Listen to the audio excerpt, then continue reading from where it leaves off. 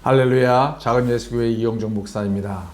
지난 한 주 동안 잘들 계셨습니까? 제가 기도함으로 영상 예배 및 설교를 시작하도록 하겠습니다. 기도하겠습니다. 거룩하신 아버지 하나님, 참으로 이 땅을 만드시고 사람을 만드시고 기뻐하신 아버지 하나님, 그러나 인간의 죄악으로 말미암아 이 땅에 죄가 들어오고 주님, 그로 말미암아 사람들이 하나님을 떠나 반역하며 하나님을 찾지도 않고 죄의 고통 가운데 살고 있을 때에 주님께서 저희들을 먼저 사랑하여 주셔서 저희들의 죄를 처벌하지 아니하시고 귀하신 예수 그리스도를 보내주신 하나님의 사랑에 감사를 드립니다. 특별히 저희들에게 하나님을 알게 하시고 하나님을 아버지라 부를 수 있는 너무나 큰 은혜를 주신 것을 인하여 감사를 드립니다. 아버지 하나님, 이 시간에 말씀을 들을 때에 하나님 아버지의 사랑의 마음을 저희들이 느낄 수 있도록 도와주시옵소서. 말씀을 전하는 저에게도 성령의 감동을 주셔서 하나님의 말씀을 잘 대언할 수 있도록 저를 붙들어 주시옵소서. 예수님의 이름으로 기도하였습니다. 아멘. 오늘은 크리스마스를 맞이하여서 신약 말씀을 나누고자 합니다. 창세기 말씀은 다음 주부터 계속 이어가도록 하겠습니다. 오늘은 신약 성경 마태복음 2장 1절로 12절까지 말씀이 되겠습니다. 제가 봉독하도록 하겠습니다. 마태복음 2장 1절. 헤롯 왕 때에 예수께서 유대 베들레헴에서 나심에 동방으로부터 박사들이 예루살렘에 이르러 말하되 유대인이 왕으로 나시니가 어디 계시냐? 우리가 동방에서 그의 별을 보고 그에게 경배하러 왔노라 하니 헤롯 왕과 온 예루살렘이 듣고 소동한지라. 왕이 모든 대제사장과 백성의 서기관들을 모아 그리스도가 어디서 나겠느냐 물으니 이르되 유대 베들레헴에 오니 이는 선지자로 이렇게 기록된 바 또 유대 땅 베들레헴아 너는 유대 고을 중에 가장 작지 아니하도다. 내게서 한 다스리는 자가 나와서 내 백성 이스라엘의 목자가 되리라 하였음이니이다. 이에 헤롯이 가만히 박사들을 불러 별이 나타난 때를 자세히 묻고 베들레헴으로 보내며 이르되 가서 아기에 대하여 자세히 알아보고 찾거든 내게 고하여 나도 가서 그에게 경배하게 하라. 박사들이 왕의 말을 듣고 갈새 동방에서 보던 그 별이 문득 앞서 인도하여 가다가 아기 있는 곳에 머물러 서 있는지라. 그들이 별을 보고 매우 크게 기뻐하고 기뻐하더라. 집에 들어가 아기와 그의 어머니 마리아가 함께 있는 것을 보고 엎드려 아기께 경배하고 보매합을 열어 황금과 유향과 모략을 예물로 드리니라. 그들은 꿈에 헤롯에게로 돌아가지 말라 지시함을 받아 다른 길로 고국에 돌아가니라. 아멘. 1절 말씀을 읽겠습니다. 헤롯 왕 때에 예수께서 유대 베들레헴에서 나심에 동방으로부터 박사들이 예루살렘에 이르러 말하되. 헤롯 왕 때에 헤롯은 누굽니까? 에서의 후예입니다. 그리고 이들은 로마인에 의해서 강제로 유대인으로 개종된 이후에 이제 그들은 강제로 유대인으로 편입이 됩니다. 그리고 그 중에 한 사람이 헤롯 왕인데 헤롯 왕은 정치적으로 굉장히 교활한 사람이어서 로마의 권력을 힘입어서 유대인의 왕으로 등극을 하죠. 그래서 헤롯의 뒤에는 유대인 로마의 정치 세력이 있었던 거예요.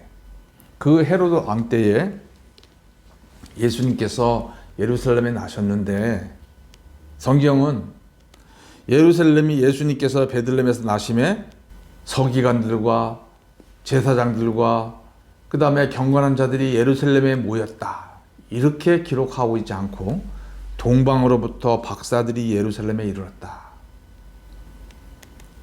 참으로 이상하고 신기한 기록을 하고 있지 않습니까? 예수님의 태어나심을 정작 메시아를 바랐던 유대인들은 알지 못하고 있었습니다. 물론 누가복음에서는 예수님이 태어나셨을 때에 빈들레에 있었던 그런 목자들이 그 천사들의 소식을 듣고 예수님께 가서 경배했던 그런 기록을 하고 있지만, 그러나 누구도 예수님의 탄생에 대해서 듣거나 또 계시를 받거나 하지 못하고 아무도 듣지 못하고 오히려 먼 지역에 있던 사람들이 그런 메시아의 탄생을 알아보고 왔던 것입니다. 이들이 거했던 것이 동방이라고 그랬는데, 이 동방은 어딘지는 정확하게 모르지만 그냥 신학자들이 페르시아, 오늘날 페르시아, 과거에 그 페르시아 지역에 있었던 사람들이었을 것이고, 성경에서는 이제 박사라고도 하지만 이 박사라고 하는 것은 학자를 의미합니다. 많은 것들을 두루두루 알고 있는.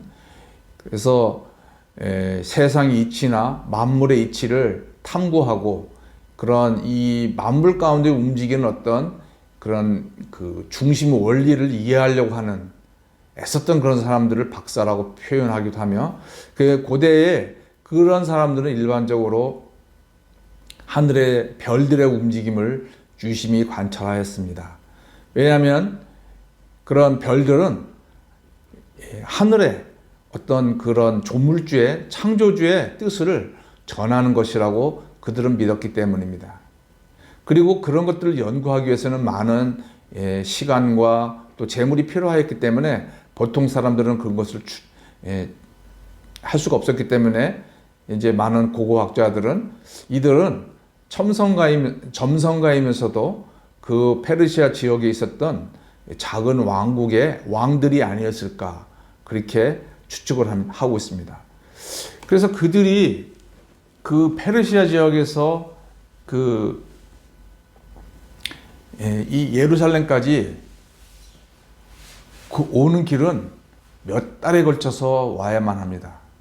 그리고 이들이 가지고 왔던 것은 11절에 본 것처럼 황금과 유학과 모략을 가지고 왔다 그랬어요.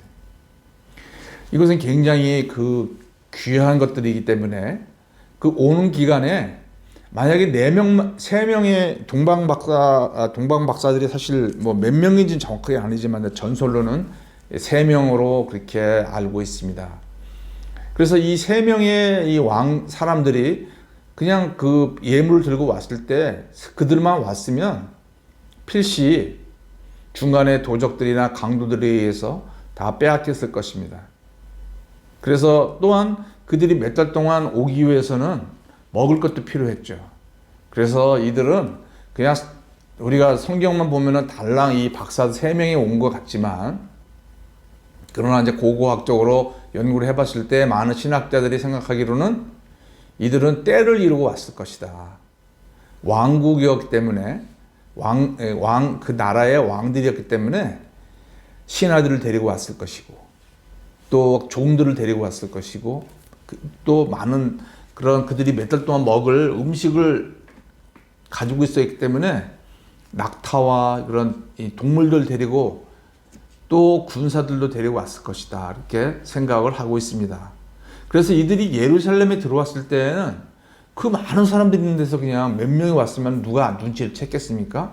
그러나 이들이 때를 이루면서 큰 그런 어떤 그 왕의 위엄을 가지고 들어왔기 때문에 예루살렘에서 이제 소동이 난 거죠. 도대체 저 사람들이 누군가? 그런데 이제 그들이 와서 2절에 묻습니다. 유대인을 왕으로 나시니가 어디 계시냐? 우리가 동방에서 그의 별을 보고 그에게 경배하러 왔노라 하니. 이들이 사람들에게 묻습니다. 유대인이 왕이 났는데 어디 계시냐? 막 난리가 난 거죠. 그런데 이들이 그런 유대인 왕 메시아를 어떻게 알았을까요? 이들은 별을 보고, 동방에서 그의 별을 보고 어떤 그 메시아를 가르치는 별이 있었다. 이들은 메시아를 어떻게 알았을까요? 그것은 우리가 성경에서 다른 기록이었기 때문에 알 수는 없지만, 유대인들이 바벨론에 흩어졌을 때에 그들이 페르시아 지역에도 흩어져 있었습니다. 그리고 그곳에서 그들은 분명히 메시아에 대한 얘기들을 주위에 알렸을 거라고 생각이 됩니다. 그 메시아 사상이 그 주위에 있는 사람들에게 알려지고, 이방 민족 중에서도 하나님을 찾고자 하는 사람들이 있었던 거죠. 그래서 그들도 메시아를 구했던 거예요. 그래서 하늘의 그런 계시를 얻기 위해서 메시아 사상을 듣고 나서 그들은 아주 오랫동안 그런 것들을 하늘의 움직임을 연구했던, 그리고 특별히 어느 날 특별한 이상한 별이 나타나는 것을 보고 그들은 그것이 유대인의 왕을 가르치는 별이다 라고 믿고 예루살렘으로 온 것 같습니다. 사실 그들이 그 별이 나타났을 때 그들이 그 예루살렘으로 간다고 하는 것은 자기의 왕국을 비워야 되는 거예요.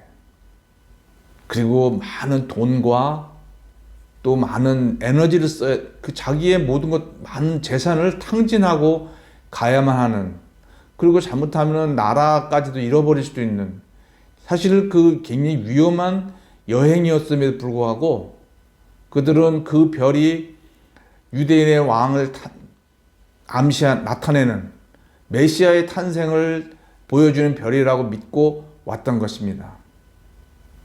그런데 만약에 왔는데 그 별이 그냥 자기들이 잘못 본 거면 어떡합니까? 성경은 자세하게 이야기하고 있지 않지만 이들이 그의 별을 봤다라고 한 사람만 얘기한 것이 아니고, 이 박사는 몇 명인지는 정확하게 얘기하고 있지 않지만 전설에 의하면 3명이라고 알려져 있습니다. 그들은 서로 그런 그 메시아 사상에 대해서 연구하고 별에 대해서 관심을 갖고, 그랬을 때 하나님께서 이 3사람에게 저 별이야말로 메시아의 별이다라는 믿음을 갖게 하셨던 겁니다. 사실 우리가 이것을 생각하면 놀라운 일이 아닐 수가 없습니다. 만약에 그 별이 아니면, 진짜 그것이 메시아를 나타낸 별이 아니라면 그들은 헛수고 하는 것 아니겠습니까? 그러나 하나님께서는 이 박사들에게, 그들에게 우리가 알 수 없는 신기한 역사를 하셔서 그들이 믿음을 갖고 온 겁니다. 성경은 자세하게 얘기하고 있지 않지만 이 박사들이 온 것은 도전을 하고 도박을 한 것과 똑같은 거예요. 그러나 그들은 그것에 대한 믿음이 있었기에 설사 그것이 잘못됐다 할지라도 아무런 유익이 없을 수도 있었지만 그들은 그것을 확인해야만 했습니다. 그래서 마치 아브라함이 갈 바를 알지 못하고 본토 친척을 떠난 것처럼 그들은 자기의 고향을 떠나서 그 별이 인도하는 대로 자신들을 맡기고 믿음의 여정을 몇 달 동안 해왔던 것입니다. 오늘날 우리는 믿음으로 산다고 하지만 그런 계산과 확실한 계산과 또 보장된 어떤 결과, 그래서 그런 도박과 같은 그런 인생은 잘 살려고 하지 않습니다. 아무리 확실하다 할지라도, 확실하다면 모르지만 그 확실하다는 증거를 우리는 잘 가질 수가 없는 거예요. 믿음을 가진다는 것은 하나님께서 주신 어떤 그 마음의 확신. 근데 다른 사람한테 얘기를 할 수가 없어요. 설명할 수가 없는 거죠. 그래서 이 박사들은 그 별을 보고 아닐 수도 있지만 3명은 도박하는 마음으로 그 별을 따라 온 것입니다. 3절 보겠습니다. 그리고 그들이 별을 보고 온 것은 바로 그 메시아를 경배하기 위해서. 그에게 얻어내고자 그런 것이 아니에요. 그 메시아가 그분을 경배하고 그분을 높이고 그분을 만나고 싶은, 그것이 그들의 인생의 가장 큰 목표였으며 귀한 소망이었습니다. 유대인들이 이런 얘기를 딱 들었을 때 3절에 헤롯 왕과 온 예루살렘이 듣고 소동한지라. 난리가 난 거예요. 소동은 조금만 시끄럽다는 아니라 엄청난 그 난리가 났다는 것을 의미하고 있습니다. 메시아가 났다. 헤롯 왕은 정권적으로 왕이 났다는 것에 대해서 두려움을 느끼고 있었고요. 그 다음에 유대 율법주의자들은 그 자기들이 모르게 어떻게 나올 수가 있을까? 그러면서 너무나 당황스러워서 또 난리가 났던 것입니다.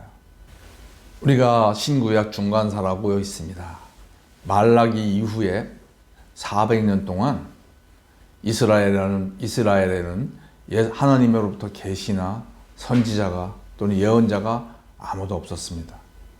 그러다가 400년 이후에 세례 요한이 처음 등장하는 것이죠. 그 400년 동안은 어둠과 같은 칠흑과 같은 그런 기간들이었습니다. 그 기간 동안 이스라엘에는 어떤 일이 일어났습니까?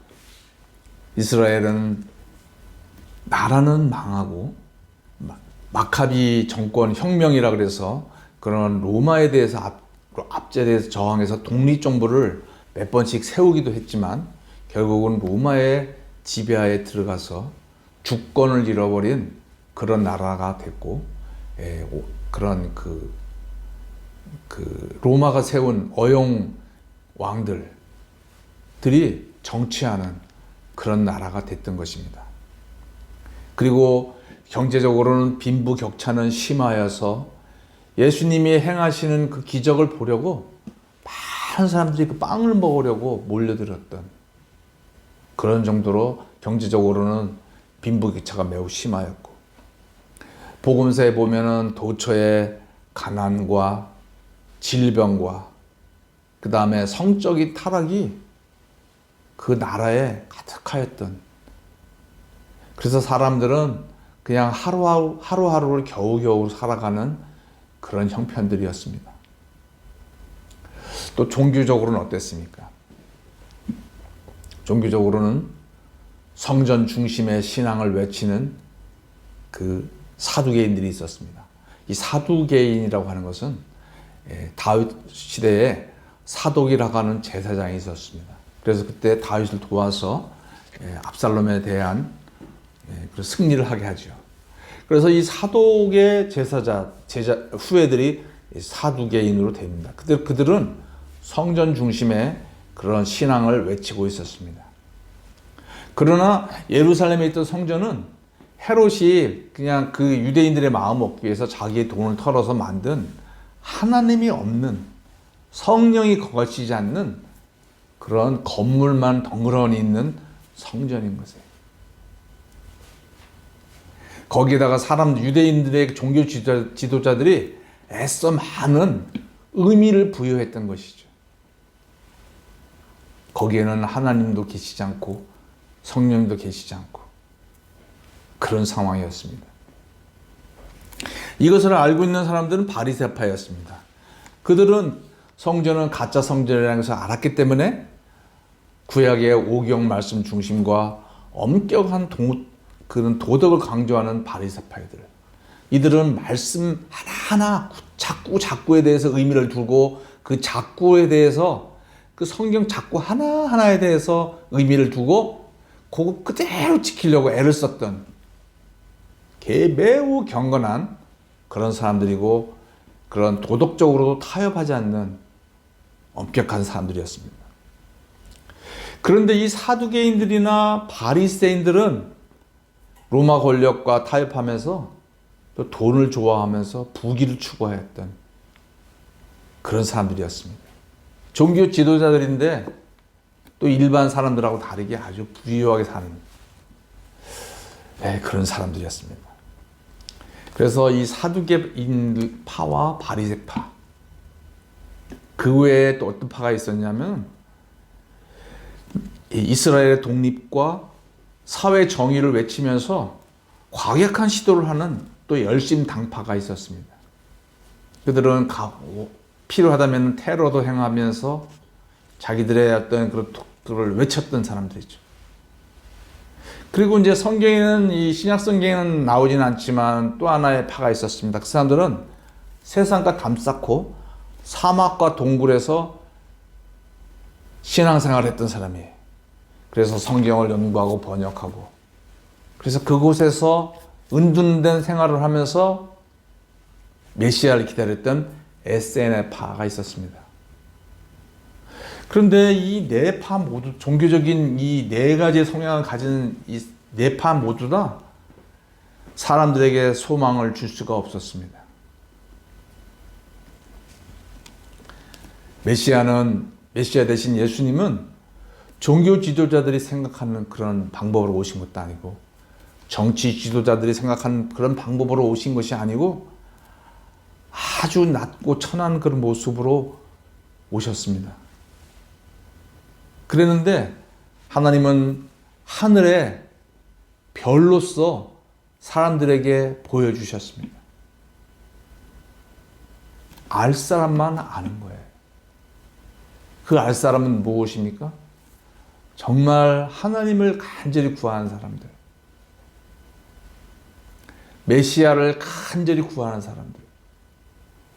이 땅은 죄로 가득하고 어둡고, 이 땅은 결국 멸망할 것이며 하나님의 영원한 통치가 있을 것이라고, 그리고 이 땅은 소망이 없기 때문에 메시아가 와야만 이 땅은 하나님의 영광이 나타날 것이라고 하면서 메시아를 간절히 구했던 사람들, 또 비록 이방인이었지만은 그들도 이 땅의 어떤 그런 것들이 결코 소망에 만족을 줄 수 없다는 것을 알고 영원한 하늘나라를 사모하는, 영원한 하나님을 추구하는 그 이방인들에게 하나님께서 별을 통해서 보여주신 겁니다. 성도 여러분은 왜 신앙생활을 하십니까? 제가 설교 때마다 가끔씩 이 질문을 합니다. 이 질문은 저 이영종 목사이기도 합니다. 내가 왜 신앙생활을 하는가? 여러 가지 이유가 있을 수 있지만 신앙생활을 해야 되는 이유가 있다면 그것은 바로 하나님과 예수님과 성령님 때문이어야 합니다. 박사들은 그 메시아, 이 땅에 그들이 부귀영화를 누리고 있었지만 그것은 잠깐이라는 것을 알고 그들에게 소망이 될 수가 없었던 거예요. 그들의 소망은 바로 하나님과 메시아, 영원한 하늘나라였기 때문에 그것을 간절히 사모하는 그들에게 하나님께서 별로서 보여주신 겁니다. 많은 사람들이 그들만 별을 받겠습니까? 그러나 별을 하나님을 찾는 마음으로 찾았을 때에 하나님은 별을 통해서 보여주신 거예요.